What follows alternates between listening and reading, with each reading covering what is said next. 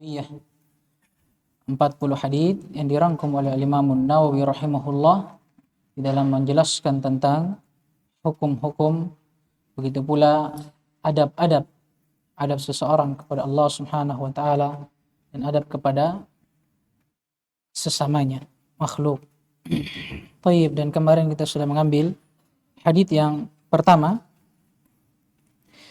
dari sahabat Abu Hafs Umar bin Khattab radhiyallahu taala anhu.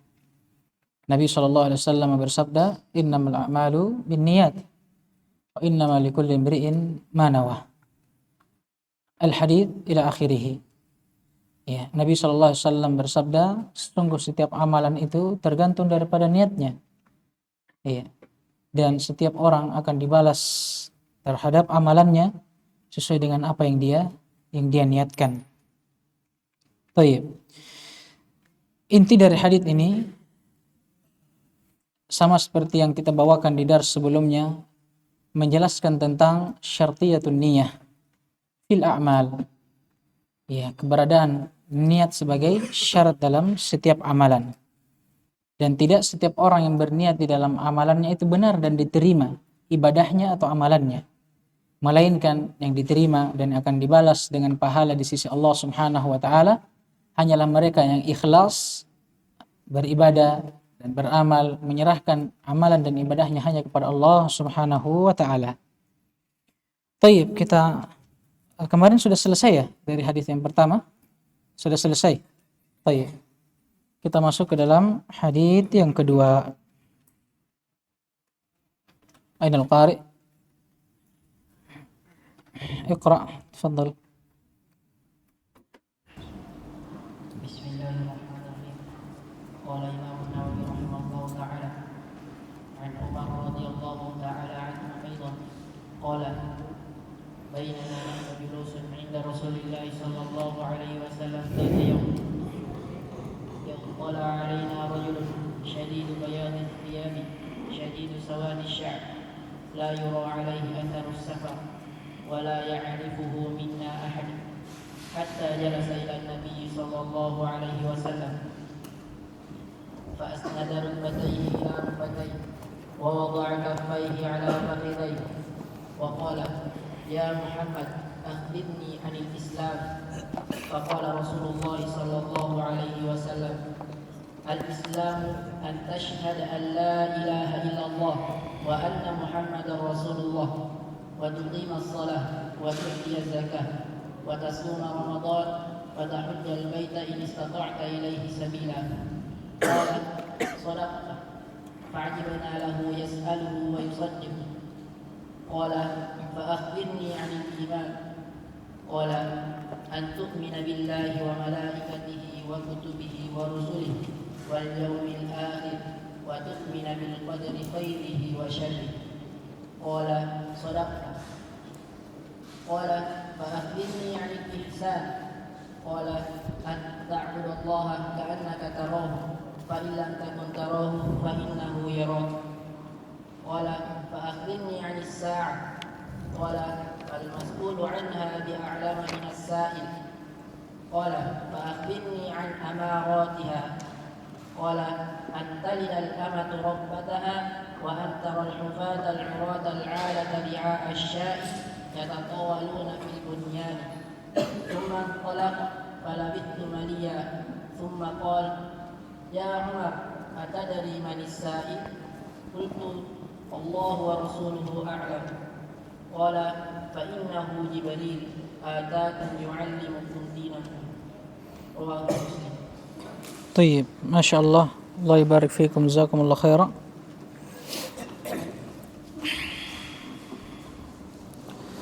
Baik, kita akan baca haditsnya, kemudian kita akan jelaskan. Ya, walaupun ini akan mengambil waktu yang panjang, tapi tidak masalah karena kita sudah jelaskan sebelumnya ya. Mungkin kita mengambil satu hari satu hadits atau dua hadits kalau dia ringkas, atau bahkan satu hadits bisa kita ambil 2 sampai 3 hari kalau dia memang panjang.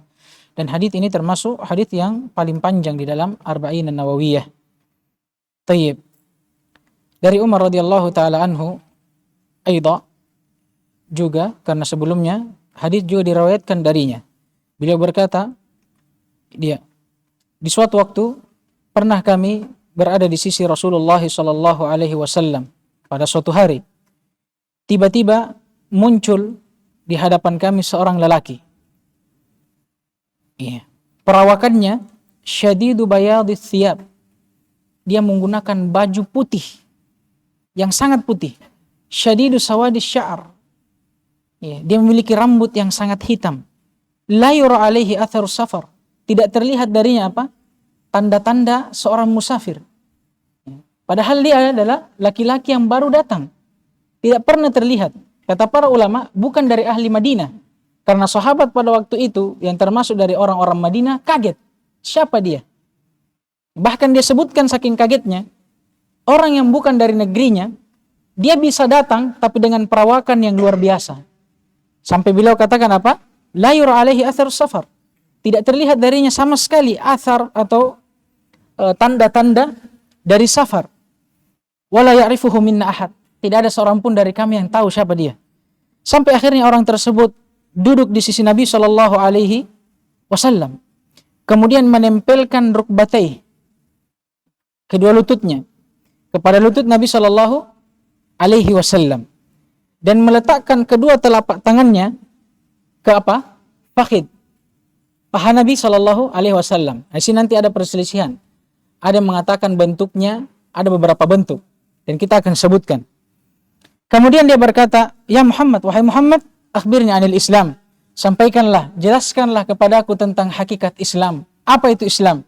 Kemudian kata Rasulullah sallallahu alaihi wasallam, Islam adalah dengan engkau bersyahadat, bersaksi bahwa tidak ada sesembahan yang berhak disembah kecuali Allah Subhanahu wa taala, dan Nabi Muhammad sallallahu alaihi wasallam adalah utusan Allah Subhanahu wa taala, dan dengan engkau mendirikan salat, menunaikan zakat, berpuasa di bulan Ramadan, dan berhaji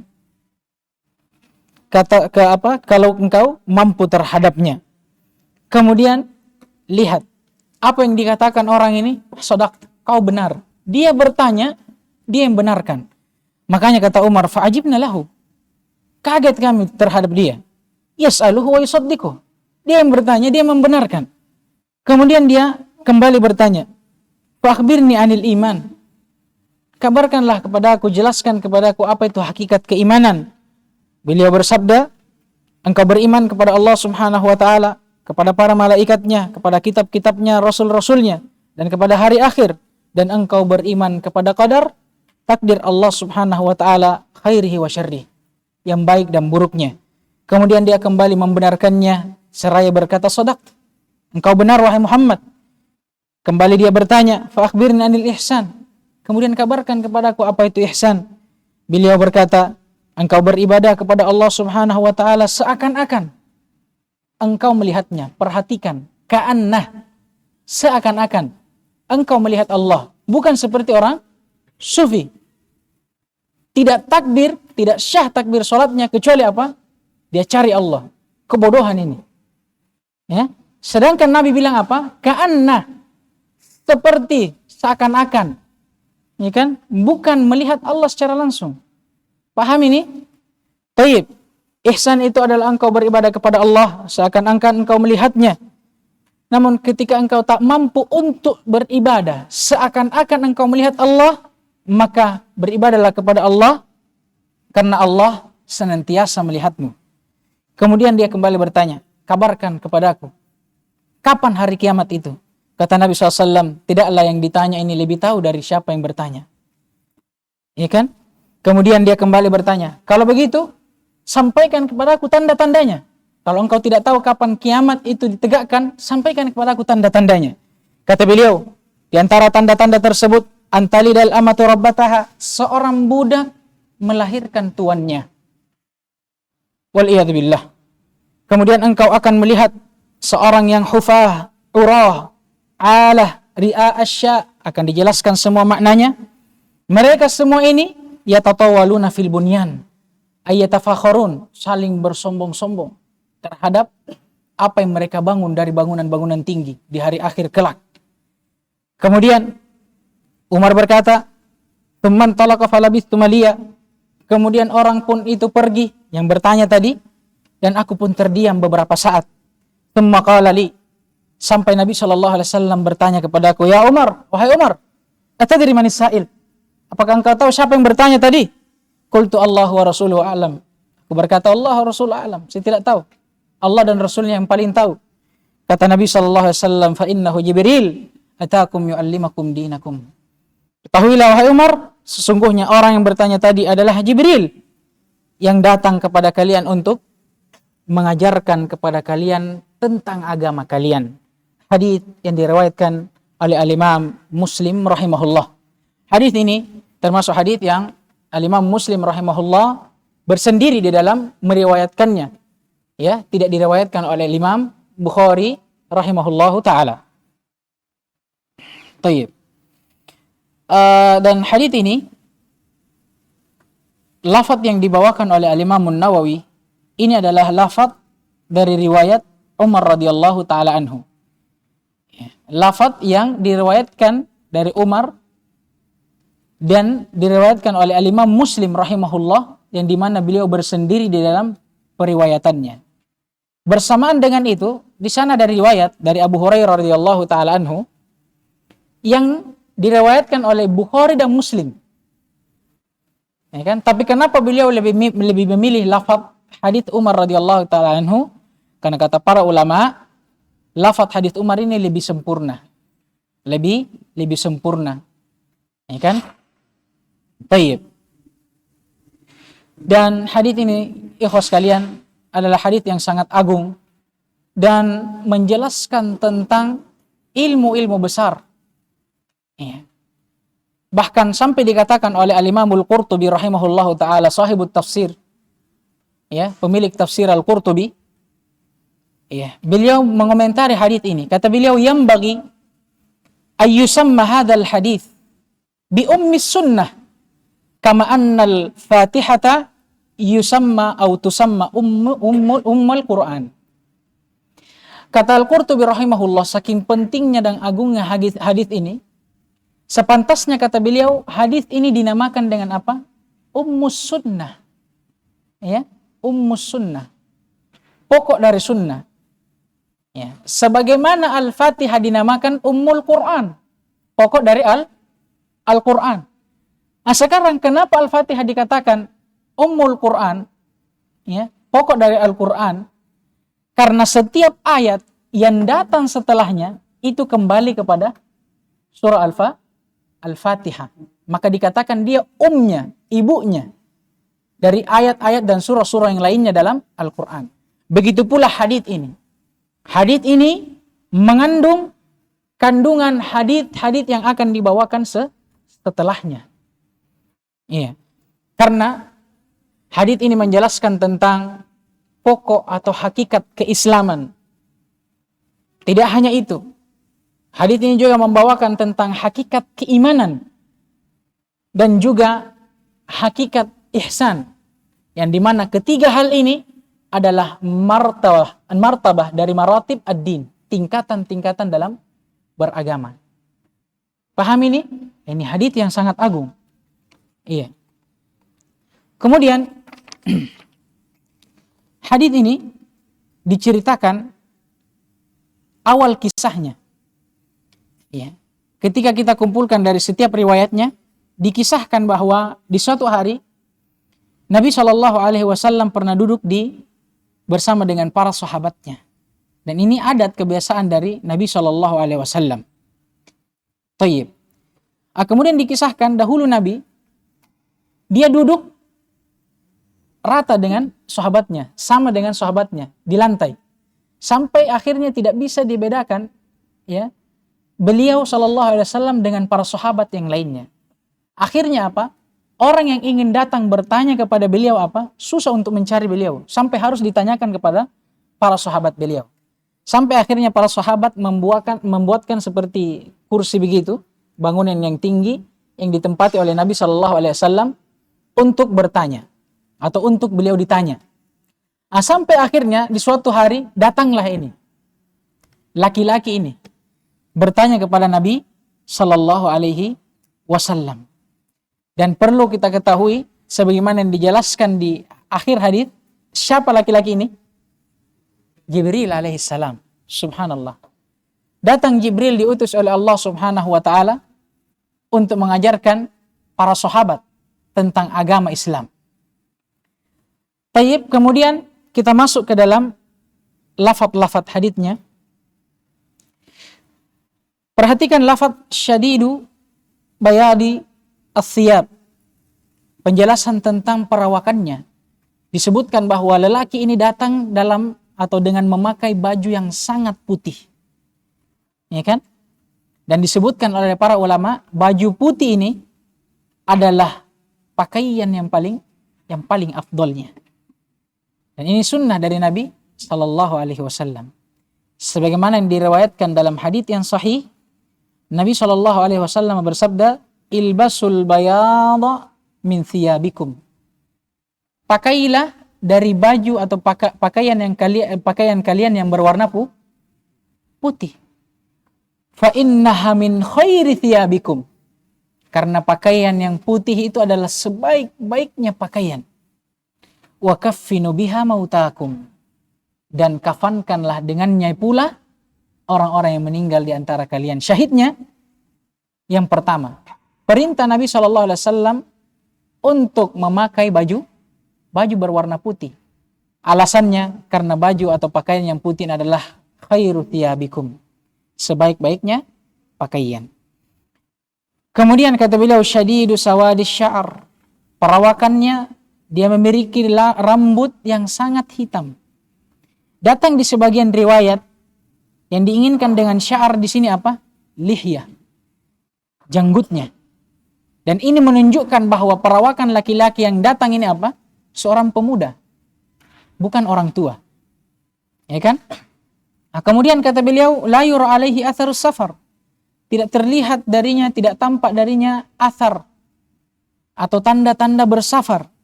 Padahal apa? Orang ini orang yang gharib. Tidak ada yang tahu. Perkiraan para sahabat, orang ini datang dari tempat yang jauh. Seorang musafir. Tapi bersamaan dengan itu apa? Tidak terlihat asar-asar atau tanda-tanda bersafar dari dirinya. Tayyib. Kemudian kata beliau, la ya'rifuhu minna ahad. Tidak ada salah seorang dari kami yang mengetahuinya. Kata para ulama, maksudnya apa? Berarti beliau ini, orang yang datang ini dari luar Madinah. Bukan dari ahlul Madinah. Karena para sahabat tidak ada yang mengetahuinya. Tayyib. Kemudian, kata beliau, fa'asnada rukbatayhi ila rukbatayhi. Ini. Kemudian dia menempelkan kedua lututnya kepada lutut Nabi. Dan wawadha'a kaffaihi ala fakhidai, meletakkan kedua telapak tangannya ke atas pahanya Nabi sallallahu alaihi wasallam, diperselisihkan. Di sebagian riwayat ada yang mengatakan dia meletakkan kedua telapak tangannya, ya kan, pada pahanya sendiri. Ya seperti ini. Dia duduk menempelkan lututnya kepada Nabi dan dia duduk menempelkan apa? Telapak tangannya ke pahanya sendiri. Ya kan? Dan datang di riwayat yang lainnya, dia menempelkan kedua telapak tangannya ini ke apa?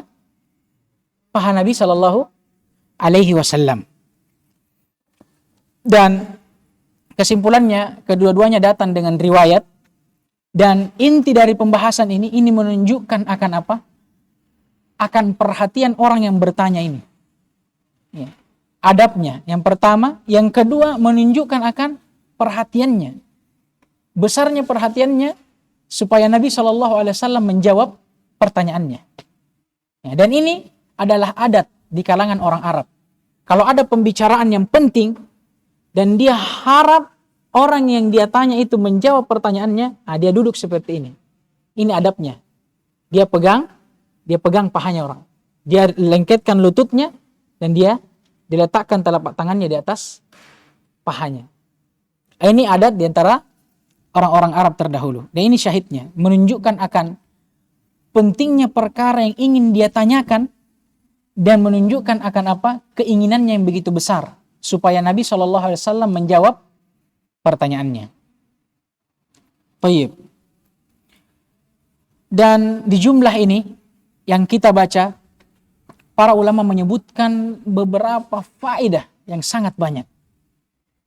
Faedah yang pertama, sepantasnya bagi seorang alim, seorang ahlu ilmu yang mengajarkan manusia untuk berbaur dengan manusia dan dekat kepada mereka. Iya. Agar kiranya apa? Agar kiranya manusia bisa bertanya kepadanya dan meminta fatwa darinya.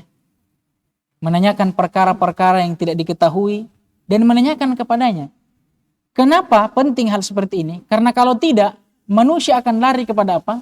Ahlu bid'ah, orang-orang yang sesat. Maka hendaknya orang yang berilmu itu yang mengajarkan manusia untuk mendekati atau berbaur dengan masyarakat. Ini yang pertama. Yang kedua, disunnahkan bagi seorang penuntut ilmu, seorang yang belajar, untuk mendekat kepada gurunya sebisa mungkin. Ya kan? Karena kalau kita perhatikan Jibril, subhanallah, adab dari beliau alaihissalam, bagaimana dia menunjukkan kebutuhannya dia terhadap Nabi SAW, sampai dia mendekat bahkan menempelkan kedua lututnya kepada Nabi SAW. Dan beginilah adab seorang yang belajar. Hendaknya dia memperlihatkan kebutuhannya, dia butuh terhadap ilmu itu, ya kan? Ya, karena kalau tidak, untuk apa kita masuk ke dalam majelis? Jadi kalau ada orang yang dalam majelis, ya kan, duduk paling belakang, ya kan? Ini kalau memang dia mampu duduk di depannya, tapi kalau tidak mampu tidak masalah duduk di belakang. Tapi kalau ada orang duduk, dia mampu duduk di depan, tidak ada alasan kenapa dia tidak duduk di depan, tapi dia pergi duduk di belakang. Ini seorang thalib yang tidak beradab. Jibril saja, malaikat, datang kepada Nabi SAW. Dia berniat untuk mengajarkan manusia, dia yang mendekat kepada Nabi SAW, menunjukkan adab beliau alaihi salatu wassalam.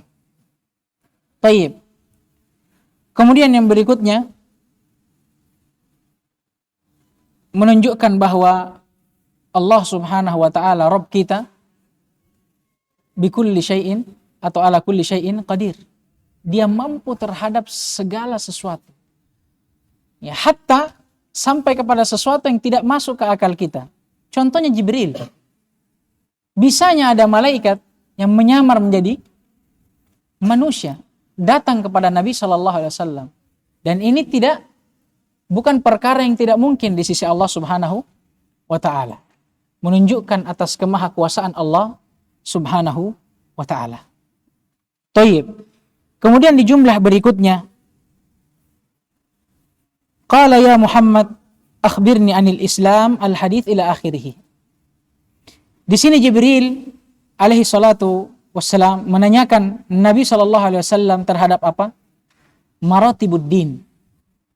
Tingkatan-tingkatan agama ini. Yang dimana tingkatan itu ada 3. Ada Islam, ada iman, ada ihsan. Ini kan? Dan ini berurut sesuai dengan urutannya. Seorang yang berislam belum tentu dia beriman. Tapi orang yang beriman sudah pasti dia berislam. Begitu pula orang yang berislam dan dia beriman, belum tentu dia muhsin atau memiliki ihsan. Tapi orang yang muhsin, memiliki ihsan dalam dirinya, pasti dia apa? Beriman, apalagi berislam. Mafhum ini? Tayyib.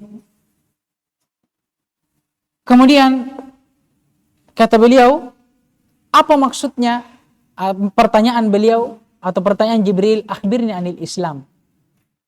Tentang apanya Islam yang dia tanyakan? Kata para ulama, an haqiqatihi. Hakikatnya. Apa sebenarnya hakikat seseorang itu berislam? Atau kapan seseorang bisa dikatakan dia berislam?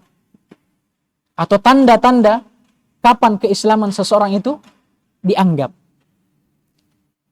Kemudian kata beliau, an tashhada an la ilaha illallah wa anna Muhammadan Rasulullah. Beliau menjawab dan membawakan kunci utama, ya, dalam Islam, yang tidak dianggap Islam seseorang kecuali dengan melakukannya. Apa itu? Asyhadatain. Ya kan? Asyhadatain, persaksian bahwa tidak ada sesembahan yang berhak disembah kecuali Allah, dan bersaksi bahwa Muhammad adalah utusan Allah dan hambanya. Sepakat para ulama bahwa ini adalah rukun Islam yang siapa tidak melakukannya tidak dianggap keislamannya. Mafhum ini? Ini disepakati oleh para ulama. Dan ini adalah kuncinya. Orang yang sholat, zakat, bersedekah. Orang-orang kafir yang bersedekah, bagaimanapun sedekahnya, kalau dia tidak bersyahadat, tidak akan dianggap. Orang yang merasa dirinya berislam dengan melakukan rukun Islam yang lainnya, dia sholat, dia zakat, dia puasa, dia berhaji, tapi tidak bersyahadat, dianggap Islamnya atau tidak? Tidak. Ini kuncinya, miftahnya. Tayyib. Sekarang, apa makna syahadat itu? Apa makna persaksian itu? Ya.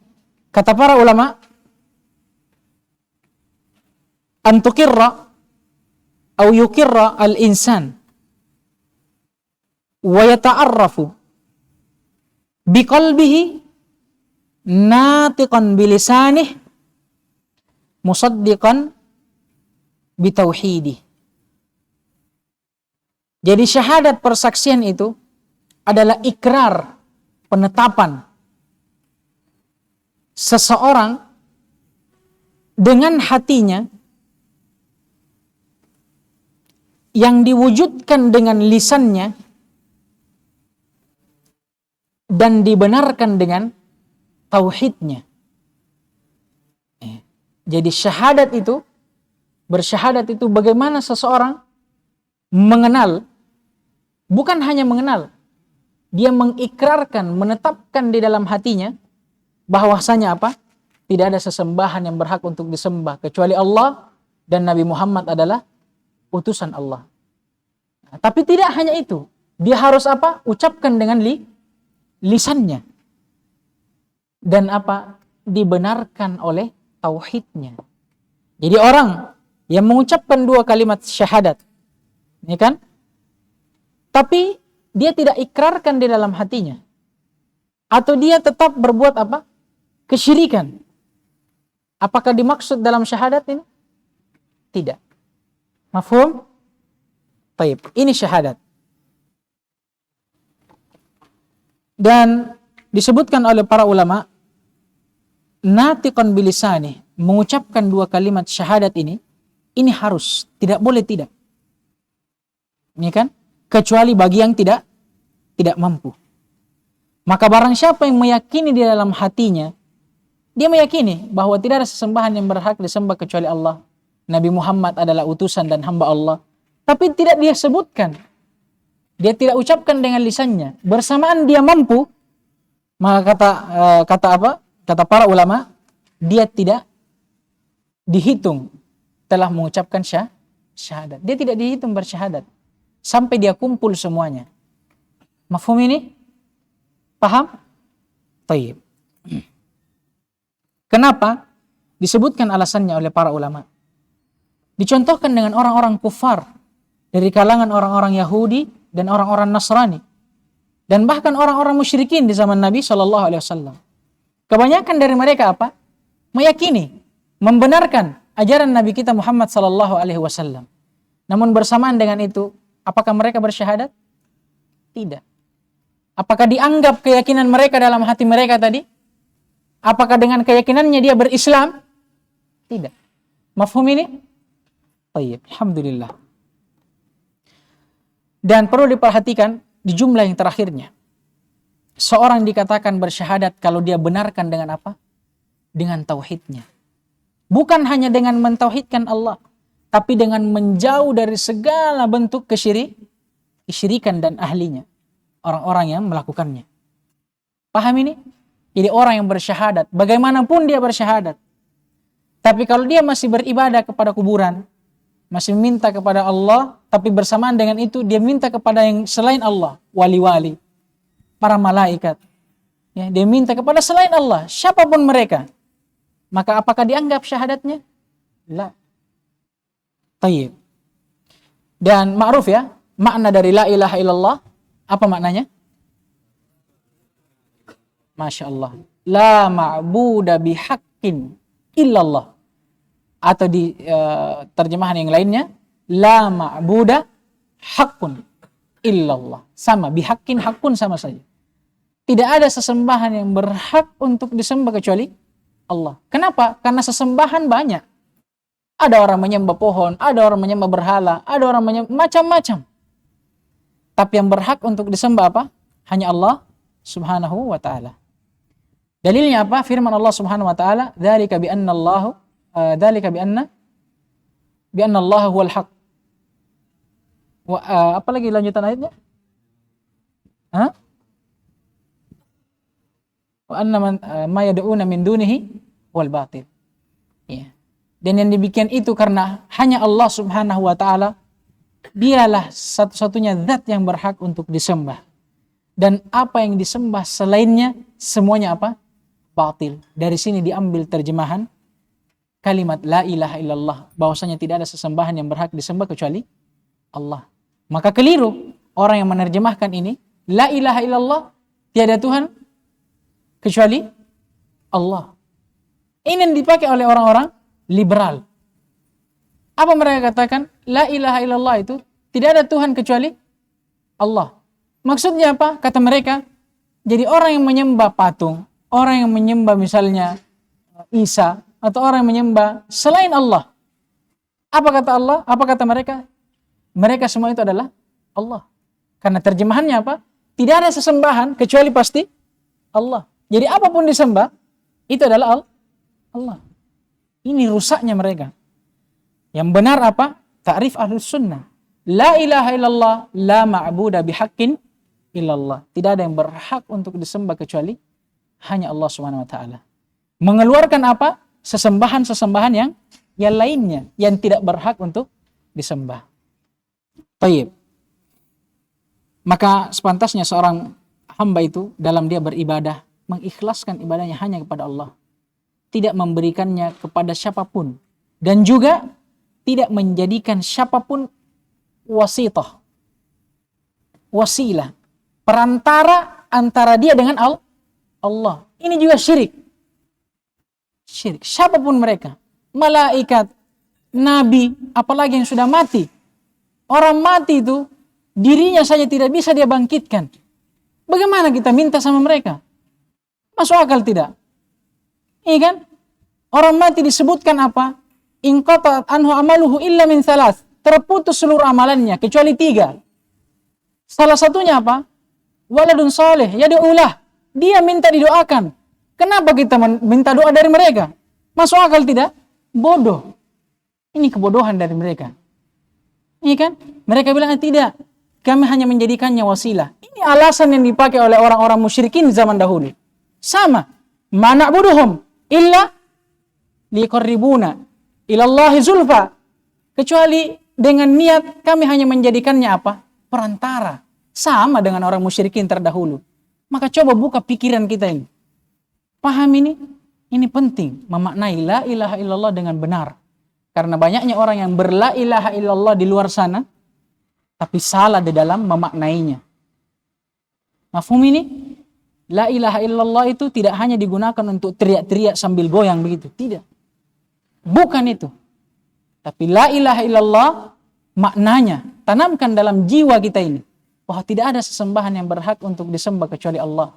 Dan tidak boleh seseorang menjadikan perantara antara dia dengan Allah. Allah yang langsung memerintahkan kita untuk beribadah langsung kepadanya. Ini kan? Tayyib. Sampai di sini mungkin. InsyaAllah kita lanjut. Dan mungkin kita ambil ini. Kalau bisa selesai besok, alhamdulillah. Kalau tidak, kita tunda. Tapi intinya, kita melewati hadits ini dengan kita memahami poin-poin yang penting yang ada di dalamnya. Dan semoga Allah Subhanahu wa ta'ala memudahkan kita dalam memahami dari kitabnya dan sunnah rasulnya. Dan memberikan kita taufik serta ilham untuk mengamalkannya. Ya kan? Karena tidak setiap orang yang belajar bisa mengamalkan ilmunya. Bahkan mengamalkan ilmu adalah salah satu proses yang paling berat. Ini kan? Oleh karenanya Allah mengancam orang-orang yang berkata sesuatu tapi tidak mengamalkannya. Semoga Allah Subhanahu wa taala memberikan kita dan senantiasa memberikan kepada kita istiqamah, tabat, keteguhan untuk tetap terus-menerus belajar, memahami Al-Qur'an dan sunnah Rasulnya, dan bisa beramal dengan keduanya. Innahu waliyudzalika wal qadiru alaih. Subhanakallahumma wa bihamdik asyhadu an la ilaha illa ant astaghfiruka wa atubu ilaik. Faddalu hafizakumullah.